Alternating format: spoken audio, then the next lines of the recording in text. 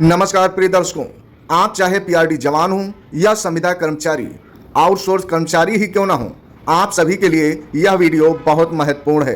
बड़ी जानकारी के रूप में दैनिक वेतनभोगी कर्मचारियों के लिए यह वीडियो निर्मित की गई है, खासकर उन लोगों के लिए जिनके पास जानकारी नहीं होती है और लोगों को गुमराह कर देते हैं। आइए हम आपको बताते हैं कि क्या मिलेगा समान वेतन, क्या मिलेगा नियमितीकरण का रास्ता। दिशा राइट चैनल की विशेष रिपोर्ट में पूरी जानकारी के लिए वीडियो को बारीकी से समझने का प्रयास करिए। अब क्या होगा आगे जानिए इस वीडियो में। प्रिय दर्शकों, आज हर छोटा कर्मचारी कहीं ना कहीं परेशान है, जिसका प्रमुख कारण है कि उसको अपने अधिकारों का ज्ञान नहीं है, जिस कारण वह अपने हितयुक्त लड़ाई जो है नहीं लड़ पाता है। या तो संगठन शक्ति से मात खा जाता है या स्वयं के अज्ञान से मात खा जाता है। तो ऐसे में आवश्यकता होती है महत्वपूर्ण जानकारी की।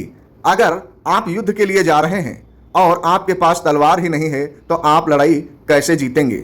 सुप्रीम कोर्ट ने ऐसे ही छोटे कर्मचारियों के लिए एक बेहद और खूबसूरत तलवार के रूप में आदेश तैयार कर दिया है, जिससे हर छोटे तबके का कर्मचारी अपने हित की लड़ाई कहीं ना कहीं लड़ सकता है। यह आदेश आज का नहीं है, काफी समय पहले का है, लेकिन लोग इसको कहीं ना कहीं नजरअंदाज करते हैं। आइए हम बताते हैं कि सुप्रीम कोर्ट का फैसला वर्षों तक अस्थायी रखने पर कोर्ट ने क्या कहा था। आसान भाषा में आपको हम समझाते हैं। आज की तारीख में देश भर में लाखों दैनिक वेतनभोगी यानी डेली वेज पर कैजुअल और अस्थायी कर्मचारी वर्षों से नियमितीकरण और स्थायी कर्मचारी के समान अधिकारों की मांग करते रहे हैं। ऐसे कर्मचारियों के अधिकारों से जुड़ा सुप्रीम कोर्ट का chief conservator of forest V Jagannath Maruti Kondare का जो फैसला था वो आज भी श्रम कानूनों के महत्वपूर्ण निर्णयों में गिना जाता है। यह खबर फिलहाल कोई हालिया खबर नहीं है, बल्कि सुप्रीम कोर्ट के द्वारा एक महत्वपूर्ण निर्णय है जो कि सदैव के लिए काम करेगा, जिसकी चर्चा आज भी श्रम विवादों और अदालतों में होती है।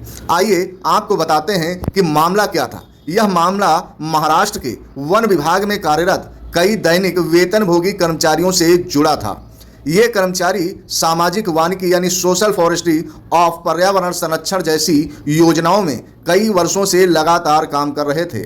उनका आरोप था कि सरकार उन्हें लंबे समय तक कैजुअल या अस्थायी कर्मचारी बनाए रख रही है, ताकि उन्हें स्थायी कर्मचारियों को मिलने वाले वेतन और अन्य सेवा लाभ न देना पड़े। इसके खिलाफ कर्मचारियों ने औद्योगिक न्यायालय यानी इंडस्ट्रियल कोर्ट का दरवाजा खटखटाया। उसके बाद सुप्रीम कोर्ट के सामने कुछ मुख्य सवाल रखे। सुप्रीम कोर्ट के सामने दो प्रमुख सवाल थे। क्या वन विभाग का संबंधित कार्य इंडस्ट्री यानी किस श्रेणी में आता है? दूसरा, क्या कर्मचारियों को वर्षों तक कैजुअल या अस्थायी रखकर सरकार ने अनुचित श्रम व्यवहार यानी यूनिफेयर लेबर प्रैक्टिस किया? सुप्रीम कोर्ट ने यहाँ पर क्या कहा, आइए हम आप सभी को बताते हैं। सुप्रीम कोर्ट ने कहा कि यदि किसी कर्मचारी से वर्षों तक लगातार ऐसे काम कराया जाए जिनकी प्रकृति स्थायी है, यानी वह लगातार एक ही जगह पर कार्य कर रहे हैं, लेकिन उसे जानबूझकर कैजुअल या अस्थायी कर्मचारी बनाया रखा जाए ताकि उसे स्थायी कर्मचारी का दर्जा और सुविधाएं न देनी पड़े, तो यह अनुचित श्रम व्यवहार माना जा सकता है। कोर्ट ने यह भी माना कि संबंधित योजनाएं अस्थायी नहीं थीं, बल्कि उनका उद्देश्य दीर्घकालिक था, इसलिए केवल कैजुअल का नाम देकर कर्मचारियों से वर्षों तक काम लेना उचित नहीं कहा जा सकता है। जिस कारण सुप्रीम कोर्ट ने सभी दैनिक वेतनभोगी कर्मचारियों को स्थायी करने का आदेश जारी कर दिया। यह बात समझना बहुत जरूरी है कि सुप्रीम कोर्ट ने नहीं कहा कि देश के सभी दैनिक वेतनभोगी या अस्थायी कर्मचारियों को स्वतः स्थायी कर दिया जाए। कोर्ट ने यह स्पष्ट किया कि इस फैसले का लाभ हर कर्मचारी को अपने आप नहीं मिलेगा। प्रत्येक कर्मचारी का मामला उसके अपने तथ्यों व कार्य की प्रकृति, सेवा अवधि और लागू कानून के आधार पर अलग अलग तय होगा। कर्मचारियों के लिए इस फैसले का क्या महत्व है, आइए आप सभी को हम बताते हैं।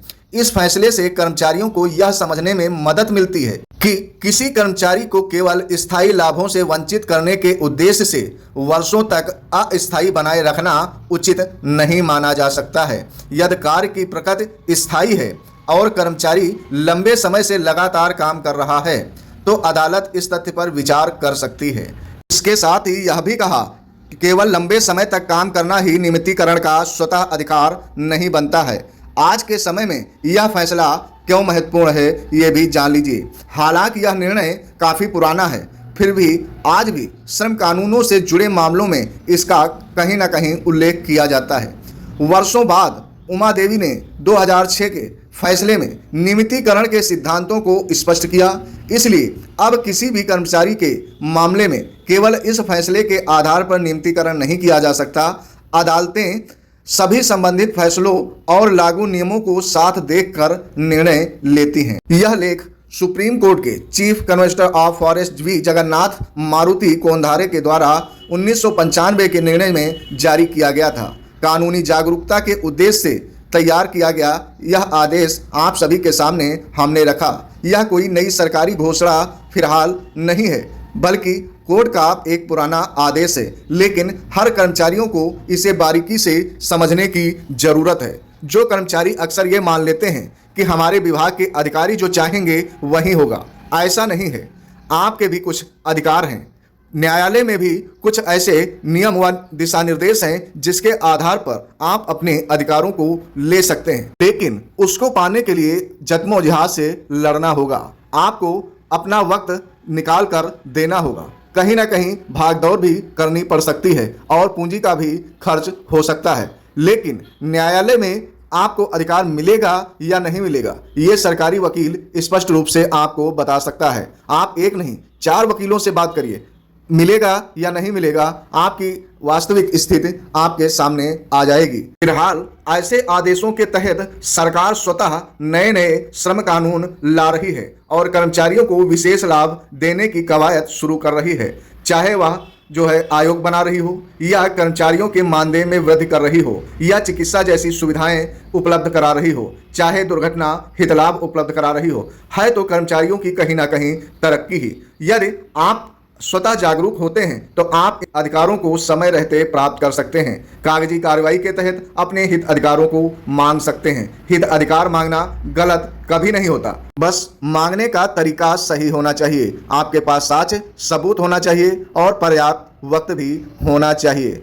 आप अधिकारियों की दहलीज पर 100 चक्कर लगाइए, जब तक आपको आपका अधिकार न मिल जाए तब तक आप यूं ही चक्कर लगाते रहिए। वास्तव में सफलता आपको अवश्य मिलेगी। पिछली वीडियोज में कई कमेंट्स आई हैं कि पीआरडी विभाग में भर्तियां कब होंगी, कब तक भर्ती देखने को मिल सकती है। तो ऐसे में आप सभी को बताना चाहूँगा कि अभी तक शासन प्रशासन स्तर से कोई भी ऐसी विज्ञप्ति जारी नहीं हुई है। हम आप उसका आंकलन नहीं लगा सकते हैं जब तक कागज सामने न हो। यदि मनगढ़ंत तरीके से आपको हम बता दें तो वास्तव में यह सरासर गलत होगा। फिलहाल दिशा राइट चैनल आप समस्त प्यारे दर्शकों के लिए ऐसी ही रोचक जानकारी लाता रहेगा। जानकारी अच्छी लगी हो तो प्लीज वीडियो को लाइक करते हुए शेयर कर दीजिए। जो बच्चे तैयारी कर रहे हैं उनके लिए दिशा राइट चैनल बहुत जल्द कंपटीशन की तैयारी हेतु नई वीडियोज लाने वाला है नए प्लेटफॉर्म के माध्यम से। तो जल्द ही आपसे जो है जानकारी साझा करेगा कि चैनल का नाम क्या है और किस प्रकार की तैयारी चैनल करा रहा है। आप हमारे दिशा राइट चैनल पर यूं ही बने रहिए। अगर आप पढ़ाई कर रहे हैं तो आने वाले समय में आपके कंपटीशन की स्थिति को जो है दिशा राइट चैनल कहीं ना कहीं बहुत मजबूत करने का प्रयास करेगा। आज की वीडियो में यहीं तक, आगे फिर मिलेंगे पुनः एक नई जानकारी के साथ। जय हिंद, जय भारत।